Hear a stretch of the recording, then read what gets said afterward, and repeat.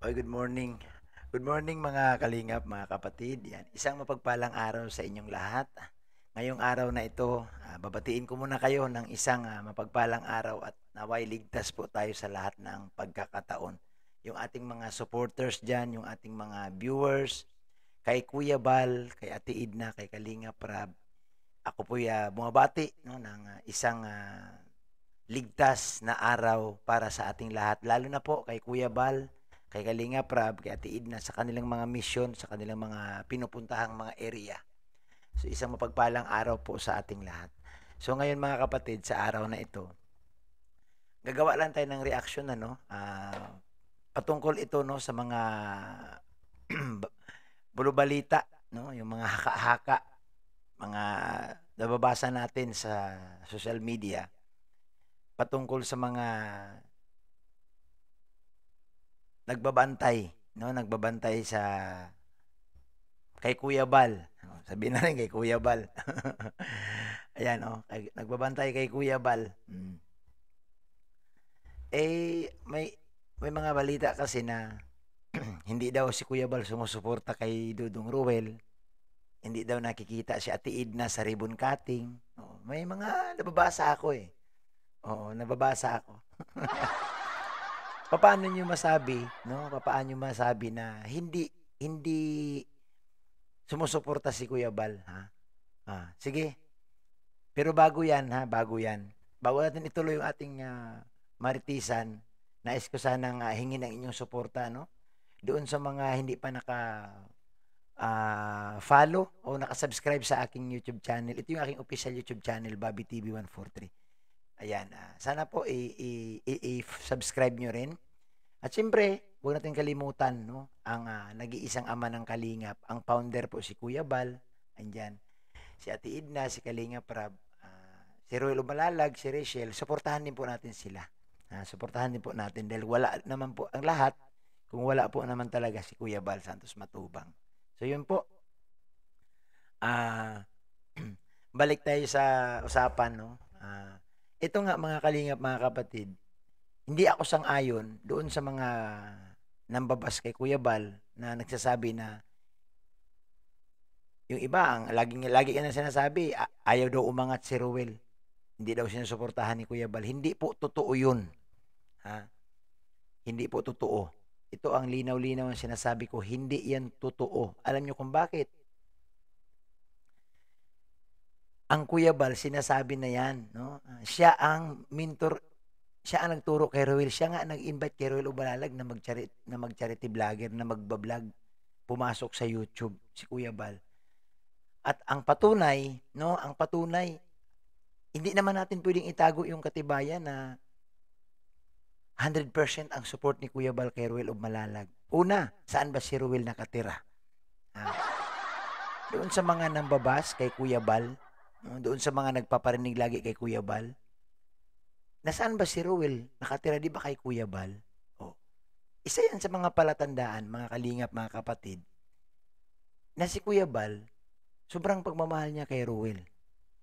Oh, ito ito sa sariling opinion ko lang ito ha, yung mga nakikita ko lang, o nung mga nakikita ko lang, noong bago si Ruel sa Daet, kanino ba si Ruel sumasama? Lagi yan isinasama ni Kuya Bal. Ako witness ako niyan dahil nakakasama ako. Lagi yan sinasabi ni Kuya Bal sa akin, Bobby, si Dudong, tawagin mo na. Oh. Kasi may mga lakad nung panahon na kasagsaga na pumupunta kami sa farm dahil andoon yung katukayo ni Ruel Balalag, si Tatay Ruel na nagwawala, na gusto ng naguhurmentado at gusto umalis ng farm. Kasi kasama si Ruel doon. Panahon ni yung anak ni Maylin na si Mark na inilipat ni Kuya Bal ng hideout. Kasi kasama si Ruel doon at lagi yan, no? Bawat lakad ni Kuya Bal kasama si Dudong Ruel kasi gusto ni Kuya Bal mapamiliarize ni Ruel Malalag ang Daet. So wala pong katotohanan yung mga nagsasabi na hindi isinusuportahan ni Kuya Bal si Ruel Malalag. Hindi po, mali po kayo. Sobrang mali ninyo. Dahil ako po, nakikita ko talaga yung pagmamahal ni Kuya Bal. Pamangkin ni Kuya Bal yan eh. Matubang kaya yan. Imagine ninyo ha. Kami ang mga Kalinga partners, hindi matubang, hindi kaano-ano, minahal ni Kuya Bal. Eh how much po kaya si Ruel? Sulong pamangkin yan. Eh si Kuya Bal nga, natulong sa hindi niya kamag-anak ay nagpapatira sa lighthouse nang hindi niya kamag-anak. Kaya alam niyo po, sobrang mali. Ha? Sobrang mali kayo na sinasabi niyo kay Kuya Bal na hindi sinusuportahan si Ruel Umalalag. Mali po yan. Ang nakikita nyo, yung negativity lang ni Kuya Bal, hindi nyo nakita yung pinipilit nyo maging negative sa kay Kuya Bal, pero hindi nyo nakita yung mga tinutulungan, yung mga positibong pagtulong ni Kuya Bal. Doon sa mga nagsasabing hindi sumusuporta, ito ang patunay, oh. Pakita ko sa inyo sa mga video, ha. Oh, ito. Sa pabahay lang. Oh, itong pabahay ni Ruel ngayon na bago, yung sa kay pang 207 na pabahay, yung kay Jazz, nandoon si Kuya Bal. Ayan, oh, nakita nyo naman dyan siguro. Kasama si Kuya Bal dyan. Alam nyo po, pagdating sa mga pabahay, hanggat si Kuya Bal nandito sa Dait, wag lang po sa ibang lugar, pupuntahan talaga yan ni Kuya Bal. Oh. Pangalawa po, ito, yung bago lang. Yung litis lang, yung sa Panganiban, yung kay Nanay Emma. Nandoon din si Kuya Bal ulit. O sunod-sunod po ang pabahay ni Ruel Umalalag na nandoon si Kuya Bal. Si Kuya Bal po ang excuse me po. Si Kuya Bal po ang nagbigay ng certificate kay Nanay Emma at dito naman sa kay Jazz. So yun po mga kalingap, mga kapatid, hindi po totoo yung pambabas nila kay Kuya Bal na hindi sinusuportahan si Ruel. Hindi nga, alam niyo po, hindi nga si Kuya Bal pumayag na si Ruel titira sa ibang lugar eh. Ang ginawa nga ni Kuya Bal, pinagawan si Ruel ng sariling kwarto, pinaayos, para ang gusto ni Kuya Bal, nasa lighthouse si Ruel Umalalag, lagi niya nakikita sa gabi. Kasi sa araw po, busy din si Ruel, may iba't ibang pinupuntahan. Sa gabi sila nakikita. Siyempre, wala nang kamera yun. Alangan man lang na tuwing mag-uusap sila, nakakamera pa.